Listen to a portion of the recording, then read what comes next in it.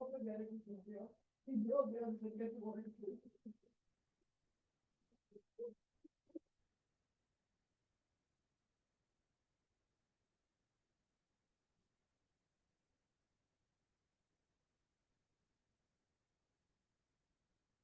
Leah. Hi, Leah. Hi, Hello. Hi. Hello. Oh, welcome. Thank you. Looks like just going to be you and me, which is perfect. Okay. So, how are you doing? I'm doing good after this morning. Excellent. What were the acupuncture points in the ear? What are those points? Sympathetic, shaman, and then liver, kidney, liver, and lungs in that order. Kidney, liver, lung. So you come down, sympathetic, shaman, kidney, liver, lung. 5 points. Wow. Okay.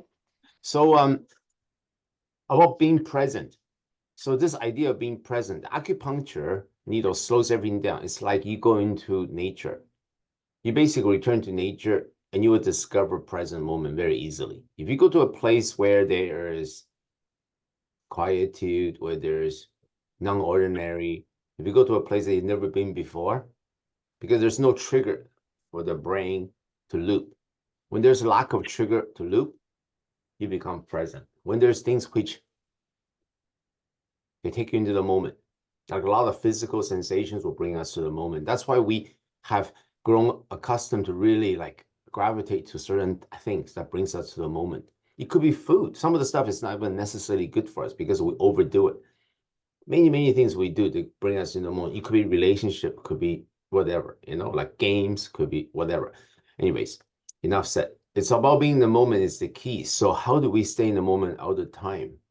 So I would say in my life, if there was one thing I would say that it's the most important thing that's obvious and non-obvious at the same time that I have learned is this thing that we're going to talk about.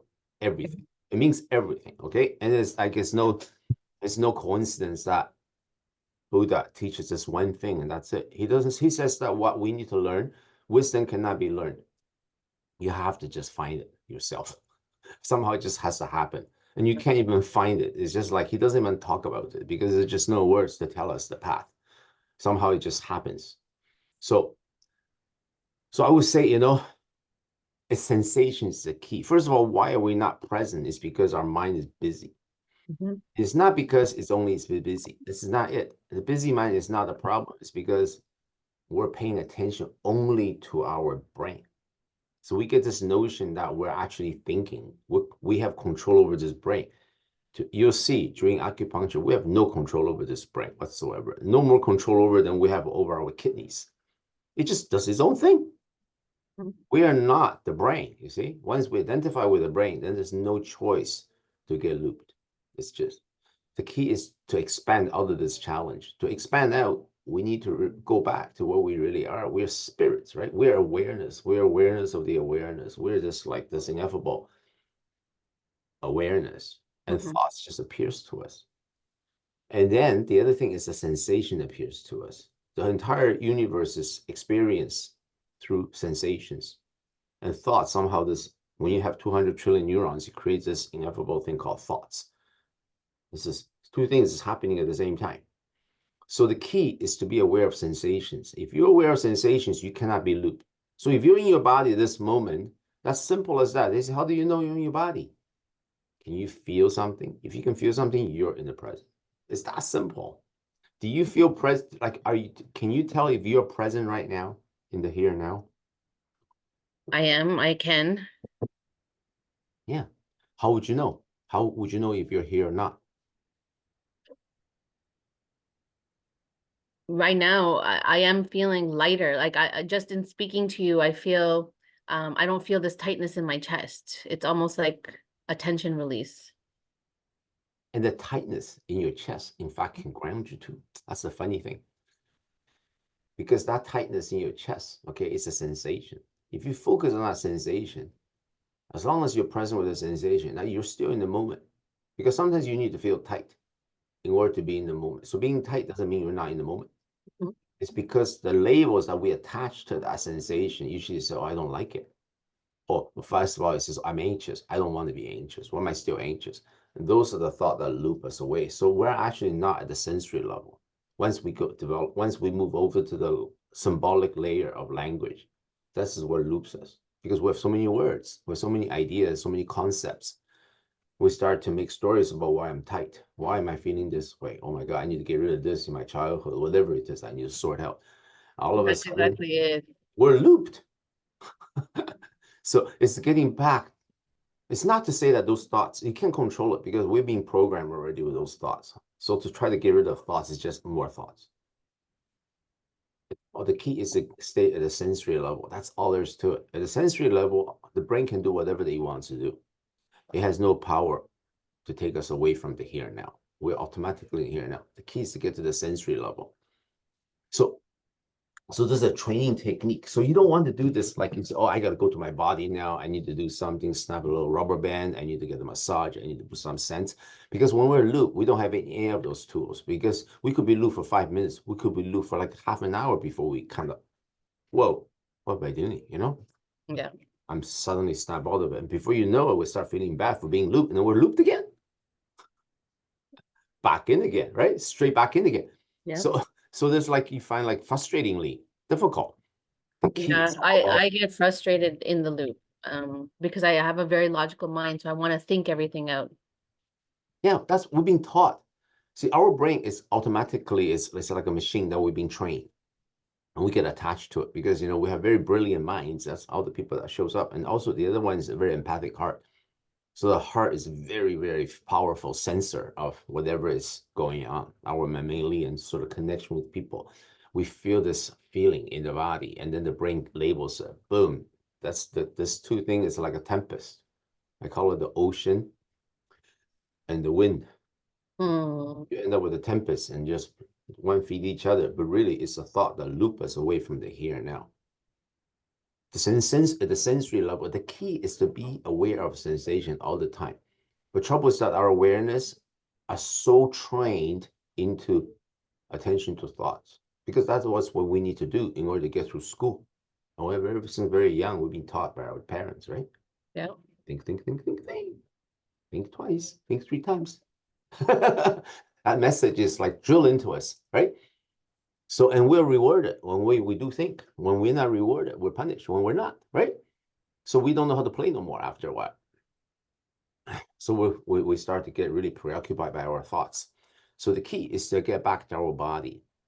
And our body sensation, although they're all there, but they become minusculely difficult to hear, aware of, because the thoughts have become so loud, okay? Or rather, our awareness is so tuned into thoughts, it doesn't tune into our sensation. So the key here is to train our awareness to very subtle sensations.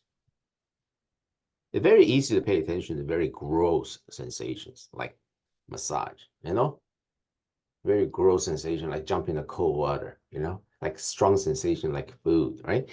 They're very, very powerful sensations. But the thing is, our awareness, you don't get training by, it's like, you don't get training by lifting like very easy weights. You don't get stronger. So we have to train to very subtle sensations. That makes Okay. sense? It does. How do we do that? Okay. So what you do is you do this, there's a spot here. This is called Anapana. Hello, Talisa, welcome. And introduce, Hey, this is Aliyah. So Aliyah nice wants to to meet learn you. about Anapana. Yeah. Talisa learned, okay? So we're still working on it because sometimes it's very difficult because when your thoughts are very powerful, training awareness sensation is like seems like very difficult, but it will come. It's just like learning anything. Sometimes in the beginning, it's like I'm trying to learn how to slack line right now, how to walk a tightrope. It's just like incredibly frustrating. But you guys keep going at it a little bit at a time, and you'll get it. So this is not nearly as hard. So this spot right here, okay? First of all, let's know what is the sensation. Okay, that seems like a trivial question, but it's not that trivial. Okay, if you put your hand against your face, okay, if you ask yourself, what does your face feel like in your hand? Answer is not important, but it's just tune into that question and ask yourself, what am I going to know? How am I going to know that? You have to pay attention to something. What does my hand feel like on my face? And what does my face feel like on my hand? So 2 questions. So it forces you to tune in. First, you tune into your hand, and then you tune into your face.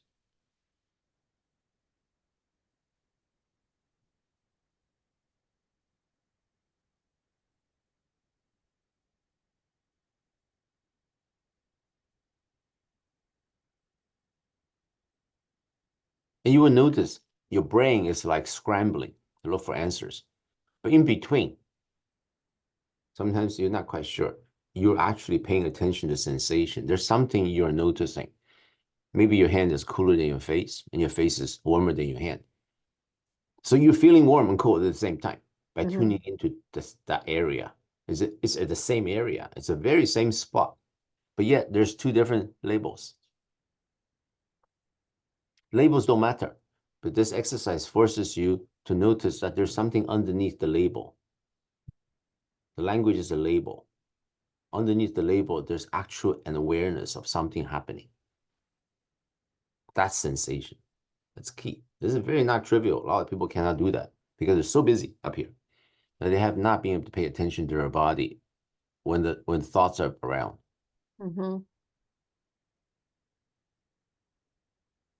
The analogy is kind of like you listen to a symphony and you can only hear the brass section and you hear the percussion. The fact that, the flute is playing tiny little motifs in the concert, you haven't heard it. You might have heard a concert many, many times. You miss all the tiny little motifs, but it doesn't mean you can't get it. If you tune in, eventually you're going to hear them all. That's what a good conductor can do. A conductor doesn't miss anything. So this is what we're being called to become like super aware of all the subtle things. Whether they're loud or they're soft makes no difference. Whether it's a thought or a sensation makes no difference. We're aware of everything. So it's an expansion of awareness. This is what we're doing. So we don't use the hand on this because you don't want to have to do this all day, right? We use a spot that doesn't require you to hold your hand to your face. We use this spot right here. This is the Buddha's teaching. A spot underneath your nostril. And I explain to you why that spot is chosen. First of all, just notice this spot, the sensation is very neutral. It's not like, it's not strong. It's not too weak. I mean, you can use any part of your body. There should be a sensation there because the skin is alive. So you should be able to feel something, even if you're not touching it. So the first step is we got to find out, can you feel it or not? That's the first thing you got to do. If you touch it, you know, right? But if you don't touch it, can you feel it? No. Okay, so this is where we have the first step is actually feel it. Okay, so it'll take you a while. You have to tune in because the brain's going to jump in and say, I don't feel it. So then you just have to sit with that. You see the brain says, no, no, no, no, no. Eventually the brain is going to get quieter. And then you might notice something.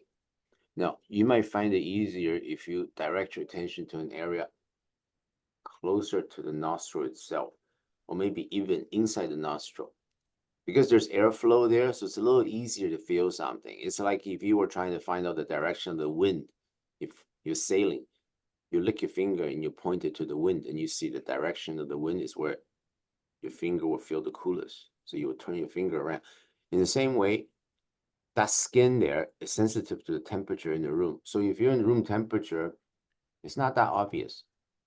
But if you were in the cold weather, you will feel the cold air going up down your nostril, wouldn't you? That's because that's easy, because the cold is very strong in the cold weather. But so this is where this training has already begun. Even if you don't feel it, it's okay, because eventually we're going to get you to that place where you almost don't feel it, but yet you're paying attention. That's the key. It's about paying attention. I can feel it. You can feel it now? Yeah. Okay, now maintain that sensory awareness. You will see, by doing this exercise on a regular basis, eventually that awareness will be continuous. It's just a reflex. You see? It's a reflex. You're training this thing at the physiological level. You start to really tune in.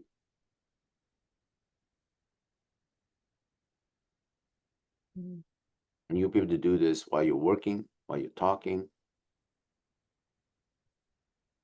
Even when you're not, you don't even have to try. It's just like walking. You don't have to think about walking. You just walk because your legs know what to do. So you're just trying to feel that spot here. That's it. That's all you do. But you keep doing it. The idea is continuously until it becomes a reflex. And as long as you're sensory aware, you're in the moment. So if you can test this later on, like any day. You can just see what happens when you're doing an ordinary task. Let's say you have a difficult, let's say if you catch yourself looping, you go straight to that. That will keep you out. You would actually notice the reverse will happen. When you're looping, this spot will light up. Because this is why now back to why Buddha picked this spot. This spot is picked because when we're looped, generally we're looped with thoughts of a negative valence that creates sort of tension. Because the kind of thoughts that loop us usually are thoughts of, let's say, fear, of regrets, of shame, anything like that. Anything that's undesirable generally. Our brain has already judged as being negative. So our body goes into a fight-flight reflex. And what that happens is our oxygen consumption increases and the breath becomes stronger. When the breath becomes stronger, that sensation becomes stronger. So it loops to take us out of the loop. That's why this is the completion of this reflex pathway. That's why we train to this one spot. You will find that there are days, once you train, this spot will suddenly just pop you right back into the present moment. And that moment, celebrate. Because immediately the brain is going to say, oh, you were in the loop. That's bad. No, you were in the loop. You're out of the loop. It's good. All right? So you got to catch yourself at the next thought. Otherwise, you're back into the loop again. So how does that differ? You trying to feel this spot versus like an elastic band on your wrist? Well, because okay, very good question. Because in order to use the elastic band on the wrist, you have to be out of the loop. Because see, if you're looped, let's say you're doing a job that's kind of like a little quiet and your brain started to travel, and your concentration is scattered. Like you haven't got 100% on the present moment task, whatever it is. You don't know you're doing this. If you did, you wouldn't do it, right? So there's no snapping of a rubber band at that point. By the time you're out of the loop, that snapping doesn't help. You're already out. By the time you know to use the tool, you're already out of the loop. So you need a tool that doesn't require you to do anything. That's why, but you have to breathe, right? You don't have to think about breathing to breathe. In fact, you will breathe heavier when you're in a loop. And that sensation will become louder and will get you out of the loop. What do you call this point? I call it, what the exercise called Anapana. It's the old language of Pali is described. The words Anapana. But that point, I call it the Anapana point. It's this triangle between the tip of your nose to the two corners of your mouth. The entire triangle is good. Anywhere in that area is okay to start. If you did a Vipassana class, that's all they will say. Just notice what's going on here. They'll ask you to draw your attention to it. It's sensation is the key. It's not visualization. Sometimes people visualize their lip. That's not it. That's a thought. It's not like the language. It's not controlling your breath, because the moment you try to control your breath, people actually turn this into a breathing exercise. This is not it. They say, oh, breathe in, breathe out when you're stressed out. You're thinking about it again. You're thinking about breathing in, thinking about breathing out. And they say breathe in for so long, breathe out for so long. This is thinking again. So it's built into those exercises. There's a thought process. So none of that would help us when we're in the loop. Because when we're in the loop, we have no control over the thoughts. The thought is our challenge. So you need a pure sensory awareness exercise. That makes sense? Yeah. So a lot of meditations are thought-based. Focus on this beautiful place, count the sheep, or breathe in a certain pattern, breathe out in a certain pattern. Inherent to those things, some of them are set, for sure, sensation is part of it, but built into it, the instruction itself require you to go through a certain thought or mantra. Same thing, it's a thought thing. We're already experts in being aware of thoughts. That's why they don't help. Not the way this one will help. See, the people that figure it out using those, it's not because of the tools that they have learned. It's because somehow they've already got back into their body. Or maybe they go to a certain part of their life where things are just kind of like cruising a little bit. And then suddenly life changes, all of a sudden they collapse again. So that's why this is the key. Sensory based. And once you have your sensory awareness, So this Vipassana, the first 30 hours just teaches this one thing. That's it. 30 hours. And the next 70 hours, they teach you something more, right? But it's all sensory based, purely sensory based, no thought based exercises. Wow. I love it. Kind of makes sense a little bit. It makes complete sense. It gives me a solution to turning my thoughts off. Like you said, I tried to meditate, I tried to breathe, I tried to tap, and nothing's working to get me out of the loop. Because you're in the loop. When by the time you start tapping, you're already out of the loop. But then before you know, you're back in again. Mm-hmm. So how Wow. did you get out of the loop is the key. Wow. And you can literally just breathe in and out of your nose to feel that spot. In the beginning, you will use that as a technique to Yeah. to raise the sensory level so that you actually can attend to it. But ultimately, you don't want to control your breath at all. You Yeah. still should have to feel it because your breath will naturally become heavy. You don't have to think about, I'm going to breathe a little bit more in order to like be attentive to the sensation, because the loop itself will cause you to do that. See, this is this is a reflex loop that we're completing. And now you have the God-given reflex of here and now. That is the superpower of all superpower. Everybody has right to this, and everybody can get this. Mm-hmm. That's why it's so beautiful. Mm-hmm. It's incredible, really. It's that So simple. you said for the first 30 hours, that's all you're studying. You're just the whole time you're just focusing here. That's the whole time. Wow. It's just to highlight how important this is. It comes out like 3,000 to 4,000 years of history. People knew this all along. Wow. There was once a tradition in India. There was a king back like maybe 300, some 80 or something, and that this king knew, like part of northern India was everybody was practitioners of Vipassana. And he knew it was going to go away. People will get looped. People turn it into a religion of some sort, right? He knew, right? So he sent out this emissary to all parts of Asia to teach this. So this actually technique was preserved in Nepal. Wow. There was a king in Nepal that kept this pure, because it's very easy to get this corrupted. People's going to make some stories up, you know, because first of all, they don't get it. Second of all, they'll turn it into some sort Yeah. of Like my god mind wants to, religion. when you say to me, do you feel this part of your under your nose? And my mind wants to say, what do you mean? Of course I can feel it. You know, your mind wants to complicate it. Oh, that's right. The mind is always making commentaries. And the thing is, you see, we think that we have to quieten the mind, and there's no need to. The mind becomes quiet when it doesn't need to be busy, and becomes busy when it needs to be busy.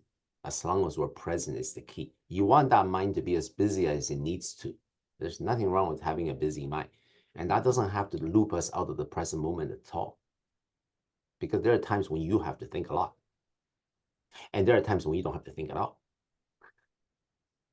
So this beautiful mind of ours, okay, needs to stay where they are. That's all. We just have to recognize, restore our relationship with this mind. Mhm. There's no need to quieten the mind. The mind will quieten. So that's why people up here, eventually upstairs, I want to point upstairs, they all end up with a quieter mind eventually. It's not because they're always going to stay quiet. It's because there's nothing to do. You're sitting in the room, you booked yourself 45 minutes to sit there, you don't have any task. Of course, the mind's going to be a little busy and it's going to go quiet because it doesn't need to do anything else. And sometimes people come in after a long weekend, they expect the mind to be quiet, right? And the mind has to do a little bit of sorting, but they get upset over it and they're fighting it. And then it gets really looped, right? But also eventually they figure it comes down. So gradually, they just restore that relationship with this beautiful mind of ours and this beautiful heart mind. A lot of people have this powerful power of empathic heart mind. This is the brain in here somewhere. And Mhm. this is very powerful. And this is, but all this can be sorted out just by sitting. And eventually we restore a relationship with this whole system just by sitting. This is what's frustrating me, like you said, the resistance, because I am more in my thoughts than I am in my heart. I'm not I'm less intuitive because I'm creating the loop of the stories, right? So it's frustrating me even more that how do I get back into my heart space and leave the mind, you know? So it becomes this resistance. You probably in your heart too. You, in fact, it's just that the heart and the mind they work together, and we live at the symbolic level. Like you're most people that come to these classes are super empath. They all are. Okay, they're very powerful heart and mind, except that sensory level is blotted out by the language that the mind is layered over the top, right? So, so that feeling in there is labeled, right? So so you want to that's so powerful for them. It can it triggers the thoughts so fast that the thought loops them. So that's why you need a neutral sensation, like right here. And when you have this, the heart mind, you will become grounded. You know, the intellectual mind and the heart mind will not loop you anymore. Doesn't mean they will go away. You will still feel everything, but there's a space now. That's why people will feel after a while you sit in this class, people will describe this very interesting experience of having the same experience but different. See, I can't describe it. It's like, oh, I noticed it coming, but it's just like there's a different experience with it. You have a space now, right? This is the key here. So this is all just intellectual exercises. You know, we're just talking about the bicycle. We need to actually get on the bike, and then you will see, right? And then you will come back to you, not just in this class, in your daily day life, it will just come back for you. It's like, whoa, that works. And then you get really excited. Then you want to be on this bike all the time. Mm, mhm. I'll definitely be putting it to the use and seeing how it works out. Yeah, you got to take the bike out for a ride now. So Yeah. we got to go to this spot, okay? And the brain is going to complain. That's okay. You just watch the brain complain. The brain suffers what I call fear of unemployment. Mm, I think I it's like that it's that. going to get fired if it doesn't do work. So want to make some stuff up. So we just watch it. It's very entertaining. So we're going to close our eyes. And I just want to say hi to Talissa. How are you, Talissa? How is your weekend? Oh, it's good. Thank you. I enjoy listening. Oh, thank you. I, Thank you. So can we begin, everybody? yep. Okay, we'll start. Okay, close our eyes. Bring attention to this area. The initial instruction is just a triangle, tip of your nose to the two corners of your mouth. But eventually, because a larger area is easier to pay attention to, so usually they will give you they give you the entire space to attend to. And sometimes they'll even extend that right up the nostril because inside the nostril, because it's a little bit moist, it's easier to feel it because when the air is flowing, there's evaporation, so the sensation is stronger. So it doesn't matter where you feel it, as long as you feel it, and it's not anything specific. Sometimes people don't feel it because they're looking for some special sensation. It's whatever you notice is good enough. As long as just you're not just paying attention to the thoughts. See, the brain is busy making labels, asking questions. The brain is trying to speculate answers. Oh, who knows what the brain is doing? It's doing something, all right? There's no need to chase it away. There's also this thought in there that I'm supposed to quieten my mind. That just watch that. That's just a thought too. It'll come up. Just recognize it for what it is.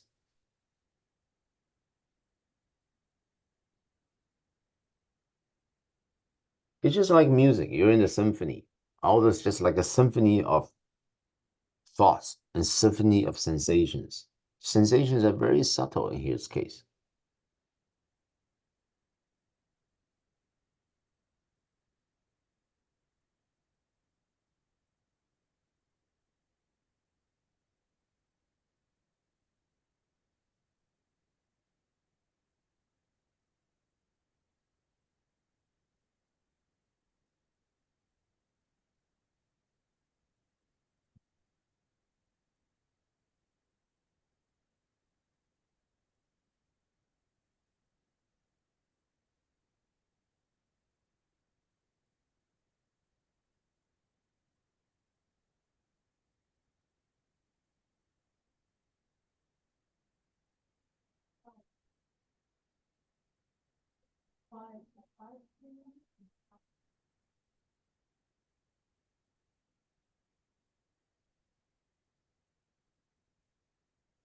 The sensation is the key.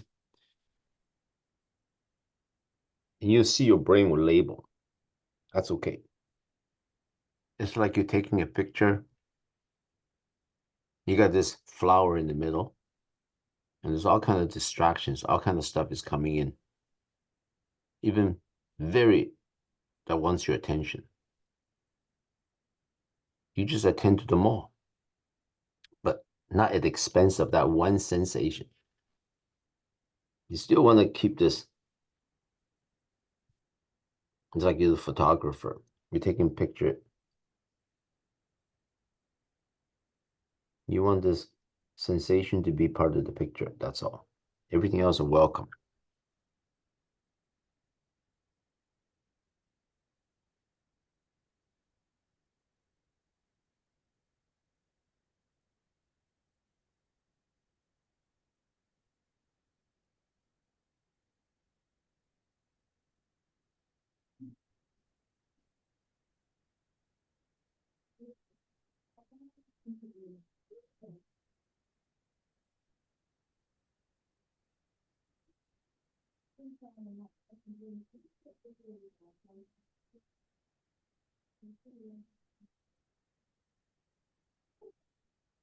You'll notice, even if you only paid attention to the sensation for as little as 30 seconds, you notice, because you're grounded at this point.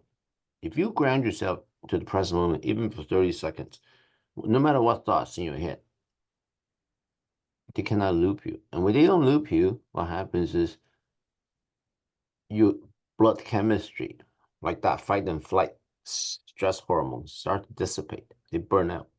So within 30 to 60 seconds, you notice the sensation in your body has changed. The sensation which we label as emotion has changed. You might call it calm. You might call it more peaceful, relaxed. Those words are labeling a sensation. That's a sensation that reflects the chemistry in your blood.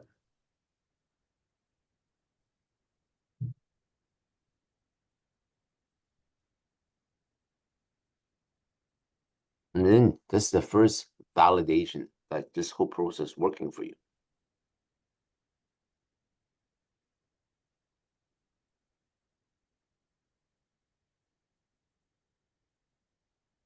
So there's only one thing you've got to do. Stay with that sensation. That's all. And also remind yourself, it's not the visualization that you're attending to.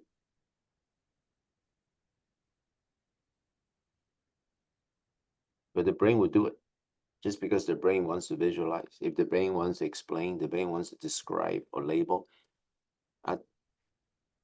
that's only the brain doing what the brain wants to do. There's nothing wrong with it. You can't stop it. If you try to stop it, then this is where you're back in the loop again. Make no attempt to stop it. It will stop when it runs off. It will stop when it wants to.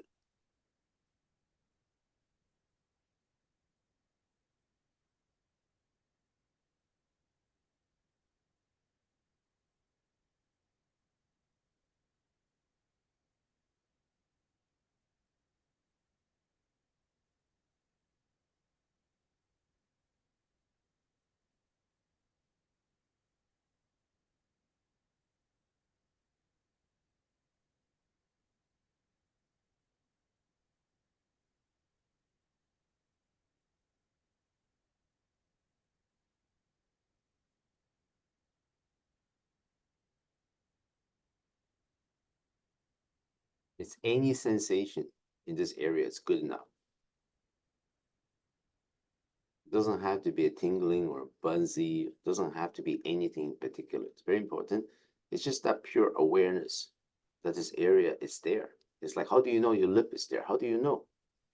Of course you know, but how do you, what evidence do you have at this moment? You feel something. Maybe there's a thickness to your lip, there's a weight. Or maybe you do feel something on the skin surface. Is anything in that area.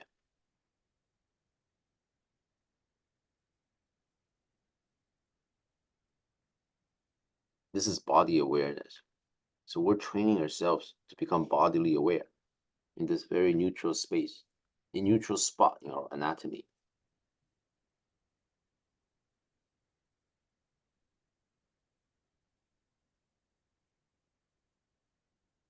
It's like if you're doing yoga, you become hyper aware of your proprioception, your joints. Like when you're trying to do, let's say, a certain balance pose, you have to be present at the sensory level. This is why yoga is such a powerful thing. Now, Anapana, it's got an extra sort of additional benefit. Once you train yourself to Anapana, the key is you become reflexively in the here and now.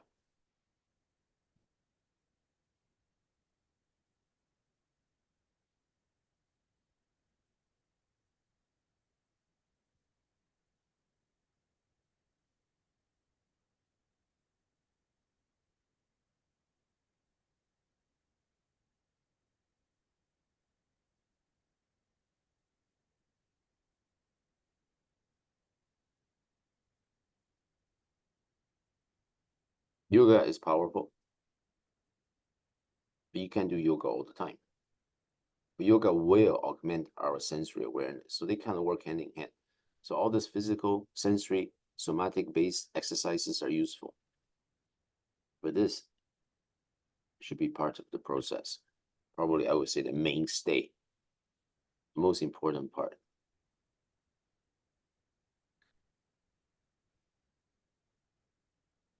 But they support each other. They work hand in hand. So there's 3 pitfalls to this exercise.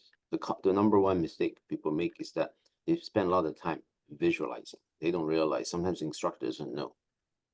So a good instructor at Anapana, after about 10 hours, is going to try to pin you down to make sure you are actually feeling versus just thinking about it. Or paying attention, I should say, paying attention to the thoughts that the brain is labeling. The brain is making some concepts, controlling the breath, this kind of things. So good, like Anapana teacher, they have to train for years to teach this. That's one of the first thing they do. But they don't do it until about 10 hours has passed. They will start to ask you. So that's the first pitfall. Because if you're training your awareness to thoughts, haven't got moved away far from, then the training is not that helpful. So the second thing is that you'll notice that your brain will pay it, your awareness will go to the sensation intermittently. It doesn't stay with it all the time.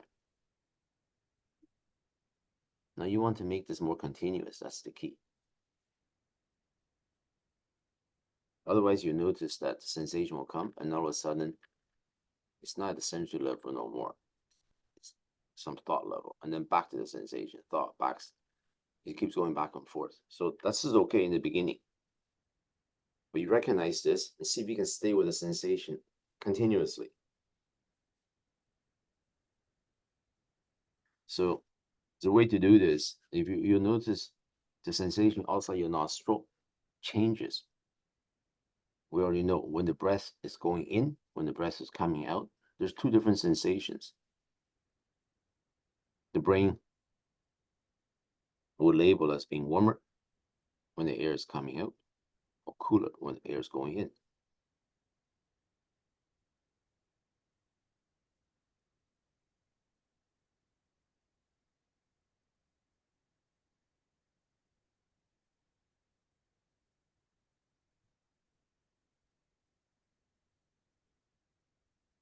So the second point I'm making is how we become.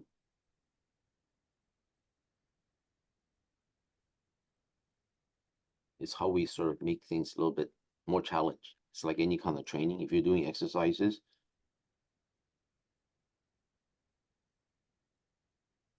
you want to gradually make it more challenging so that your sensory awareness becomes more powerful. So you notice the sensation It depends on where the air is flowing. If the air is flowing in or out, two sensations. And you also notice that in between the airflow stops. It has to change direction, therefore it has to stop. And there's a tiny little moment where the airflow stops, and the sensation is incredibly subtle compared to the other two phases, where it's in or out. So there's two spots. When the in changes to out, or out changes to in, there's a sensation there, very subtle. That is the one you tune into. If you can find the sensation at those 2 points, then the sensation during inflow and during outflow becomes more obvious because they're stronger. So you always tune into the finest, the softest sensation. And the strong sensation will take care of themselves.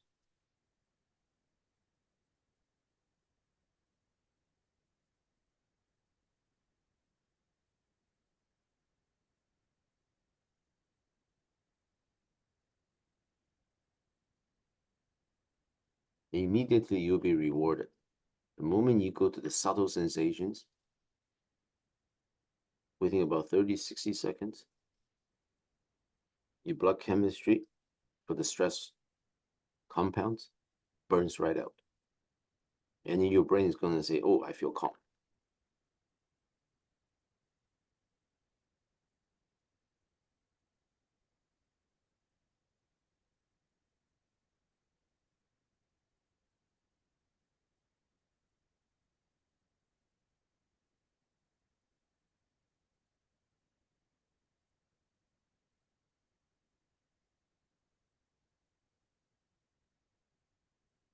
Now we've got 10 to 2.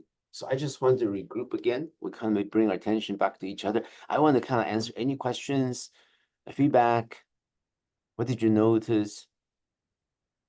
And we'll be going over this instruction over and over again in the future. So I noticed that it was simple, and I noticed how much it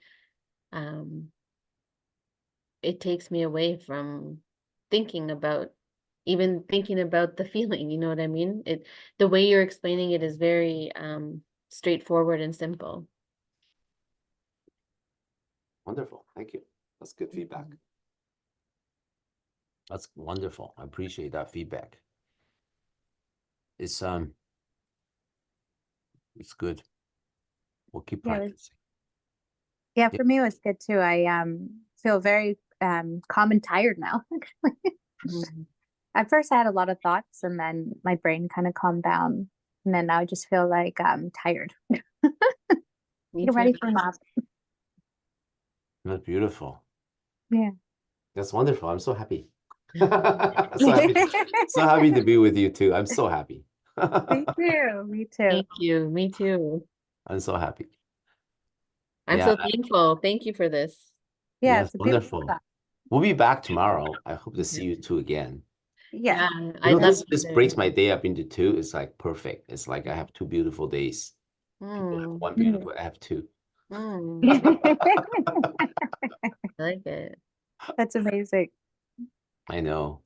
Yeah, I'll be here tomorrow. I won't be at the Yours? acupuncture because I have an appointment with my doctor in the morning, but I'll be here at 1. Oh, this is the key. This Anapana is gold. It's so simple, so accessible.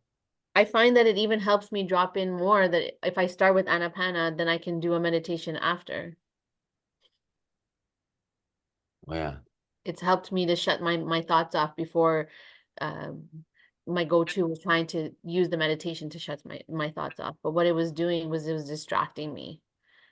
It wasn't really bringing me back into the body. What kind of meditation do you do? So I do just a silent meditation like we did this morning, or a guided meditation.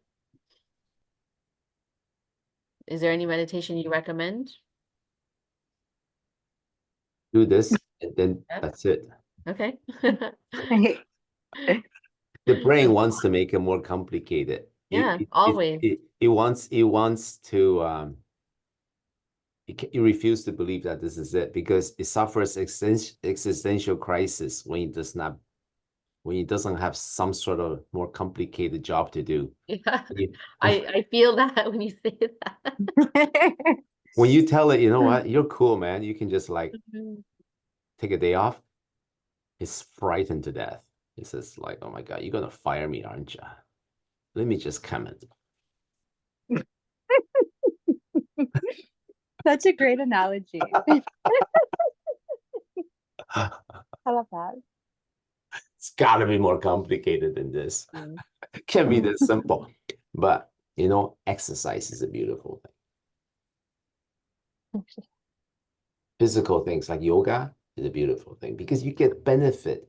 You cannot get any physical training exercises when you do yoga. So this is where Anapana, okay, you're sitting there, but you can do yoga and Anapana at the same time. In fact, you can do Anapana anytime, like right now when we're talking. Next time you listen to somebody talk, do Anapana at the same time, they have no idea what you're doing. They don't have to know. When you talk to your doctor and he's talking away, go here and see what happens. When you're speaking, you watch your mouth move, you stay sensory aware, and you see what happens. You have a different experience in everything you do.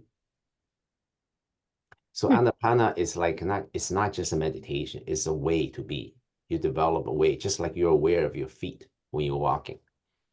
You have some sort of awareness. If you're walking barefoot, you have to be aware, right? Otherwise, you step on some stone, something, you know, whatever it is. So a lot of things. The idea is to become present all the time. It's the key. And then, and thought-based meditations, stay away. They have to pay me to do that.